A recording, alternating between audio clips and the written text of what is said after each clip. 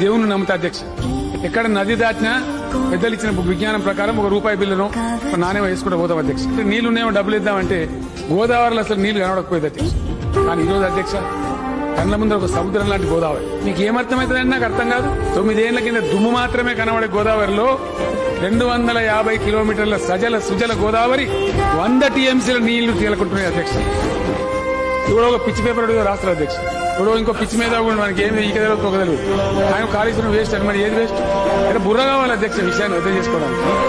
ఒకవేళ కాళేశ్వరమే కట్టకపోతే మిగతా మల్లన్న సాగర్ ఎక్కడిది అధ్యక్ష? కొండపోచమ్మ సాగర్ ఎక్కడిది? రంగనాయక సాగర్ ఎక్కడిది? ఇల్లంతకుంటలో అన్నపూర్ణ ఎక్కడిది? వాటిలో నీళ్లు ఎక్కడివి? ఇవాళ ఎక్కడి అధ్యక్ష? అద్భుతమైన జలధారం, అద్భుతమైన జలధారం కాళేశ్వరం పుణ్యమాని ఖరీదు పారిస్తున్నదే కాళేశ్వరం ప్రాజెక్టు. అది మీకు తెలియదా? మీకు చెప్పేటోళ్ళు లేడా? మీ ఇష్టం వచ్చినట్టు మాట్లాడతారు.